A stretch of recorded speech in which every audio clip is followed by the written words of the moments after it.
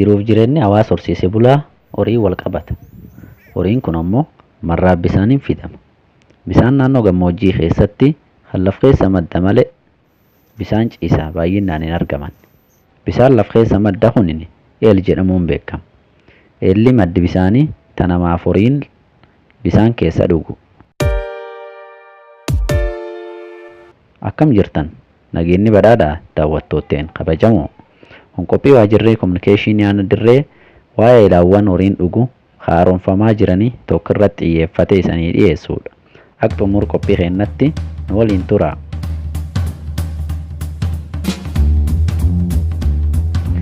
Ilaawwan aanaa dirree keessatti argaman keessaa eelii roomsoos tokko.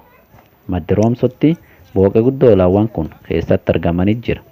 Booqeen tuni booqee eelaa jedhamti. Booqeen tun lafa dhootu waan taateef yeroo rooba cufa bisaan naqattee guutamtee eelawwan kan keessaa hagarii balleessiti. Eelawwan kan keessaa lama biyya adii fi eelboxee kan jedhaman yeroo hedduu yoo booqeen tun naqattu bisaan irra faca'anii balleessuun namaaf horiin eel kanaan fidamu bisaan eel kanaa akka dhuguun dhabee rakkachaa ture.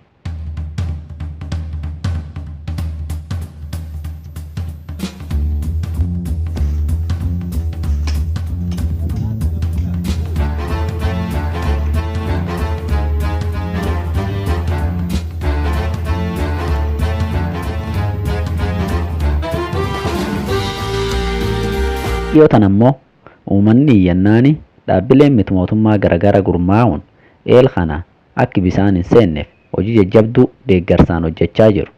Namoonni eel kanaan fidamaa turan hedduun eelaawwan lamaan kun yeroo hedduuf miidhaan akkana ergeette balleessuu isaa dubbatu. Ab Hasaadii jiraata fi jaarsi gandaroomsooti. Isaaf namni dhibiilleen badii eel kana akkanaan ibsu. Maqaan kiyyaa Hasaadiiti. Rakkoon eel kan irra qaba turte isaan booqee balleessaa eel hayyoonni naqatu.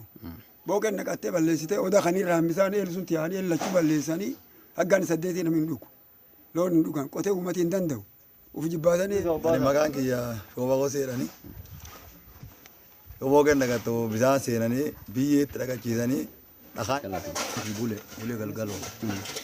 Wanni eel kanaa akkuma warri qaraa jedhe gannedduu badee ture. Tureetiin humneen illee gargu sitti illee nitti gamna derejitiin dhibileen da guyyaa tokkollee taate jala laaltee takkumayyuu nuun taane. Buru galgaloo jedhanii herregee kana waan nanna oonfi. Eele kun immoo gan 8 bade lolaa balleesse. Dadhabne qonnee dadhabne gochit dubbatte horiitti qaltee dadhabde irree ta'e nambalanii ta'e booti guyyaa tokko qumi tokko hin dhugu. Guyyaan isaa 4. Guyyaa 8. Ammoo eelee kun waggaa hedduu haggan 8 takka namni dhuga. Yoo motoriin armaan jirtu ulaan qara namni tireebu ba'uuf haa. Gaggan 8 kana dandogenu turani.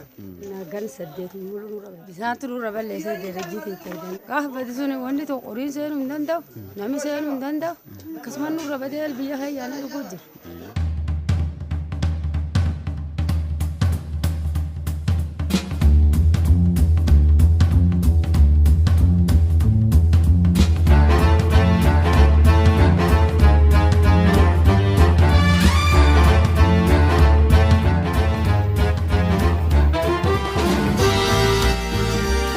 Dhaabbileen miti mootummaa kanneen OSHO yookiin Oromoo Self Help Organization, Action Against Hungry Care fi European Union jedhamanii walitti gurmaa'uun hojii eelaawwan kan deebisanii haaromsuu akka jajjabaa hojjechuutti jiru. Dhaabbileen kun duraanuu karaa hedduun uummata horsiisee bulaa qarqaaraa turan. Haroo fi eela adda addaa qotanii akka uummanni itti fayyadamu gochaa turan.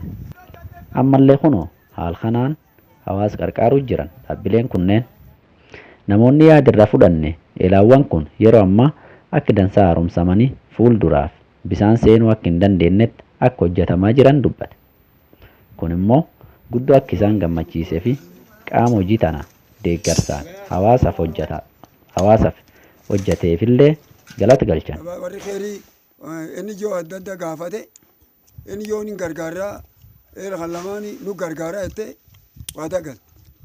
ama kara sun uummata fila jedhanii qorri irratti uummata filanii elee namitti arganne unu aga afaanii fuudhanii aga boroo irrii waan cufa bisaan lafinni balleesse dhoqqee keessa baasanii naanni ginni balleesse cufa simmintoo dha'anii gabiyoonii hidhanii dhaqatti guuranii biyyeen deebisanii ol baasanii bisaatisii guddisanii. Wanni kun ammaanii faayidaa akkam qabdee bitan asila?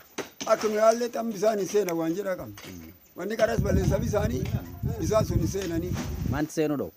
Gabiyoonii hidhan sun goobsoo guddisa sun biyya keessa qotan sun waan kana seenuu dhoo.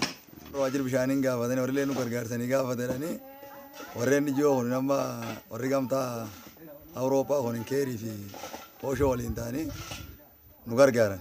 Maallaqaan isaan gargaarraa hojjaa inni ijoo wayii argan taate isanii kadhannaa nu jedhanii wanta nu galanii jiran duraatu bisaan kun hin balleessan jennee waa yaadni qabnu.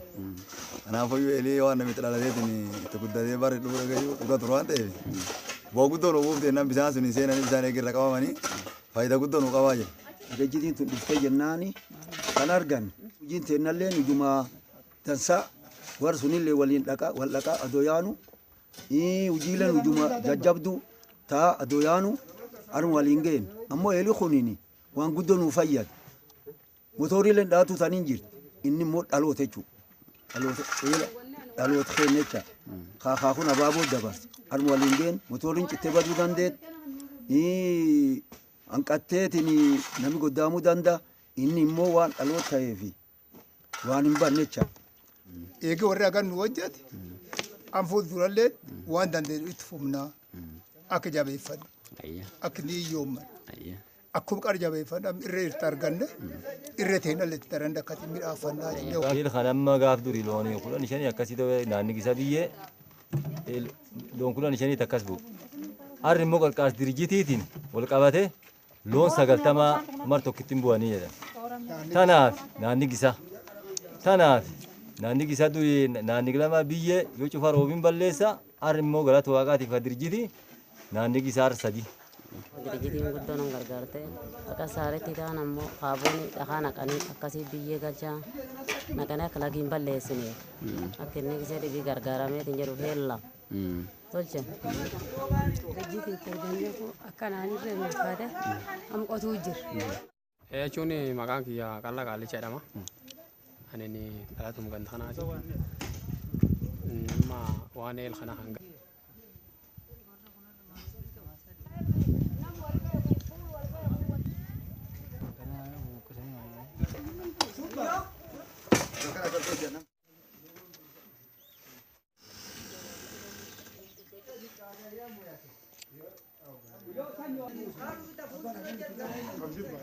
Hojiin tun agi jalqabde jilamee geetti. Dhaabbileen kun hojii kan yeroo hojjetan dargaggoota fi jiraattota gandaa baay'inni isaanii 200 ol ta'an kanneen harka qalleeyyii jedhamanii qarshii kaffaluudhaan hojjechiisaa jiraachuu dubbatu. Kun immoo dargaggoo kanaaf carraa hojii yeroo gabaabaa uumuusaa kan nutti immoo manaajer gandaroomsa kan ta'e obbo Guyyoo Qaallichaati. Manaajer gandaati.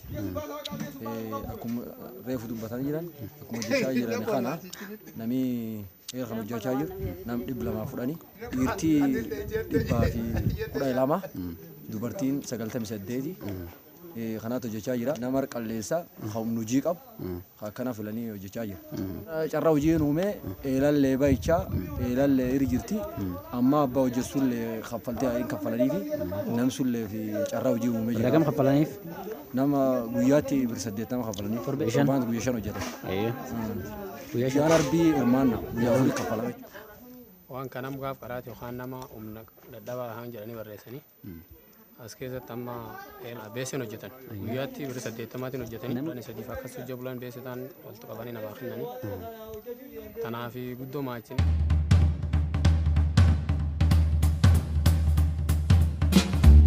Dhaabbileen tun akkanaan uummata kan qarqaaruun waan guddoo nama gammachiisati. Eel kana deebisanii haaromsuu qofa osoo hin taane qarshiidhaan dargaggoota hojii dhabeeyyii walitti gurmeessuun qarshii kaffalaa hojjechuun isaanii waan akka malee dansaati. Nulleen gam kennani hawaasa kee jirruuf maan hojjechuu malle maan hojjechuu jirjenne of gaafachuu malle keessumatti dhimmi bisaanii kun dhimmi lubbuuti. Namaaf sa'illeeni bisaan malee jiraachuun guddoo rakkisa. Tanaaf qaamni dhimmi ilaallatu rakkooleen akkanatun yoo dhuftu dafee uummata dhaqqabee fala kaa'uu qaba. Warri karaa kanaan uummata deeggaraa jirtanilleen galanni keessan hin badin jabaadhaa ammallee itti fufa jechaa qophii teentaarraa tanumaan fixan. Qopheessee kan isanii dhiyeesse Amboruu Konsooti waajjira dhimmoota kominikeeshinii aanaa dirree irra. Horaa bulaa.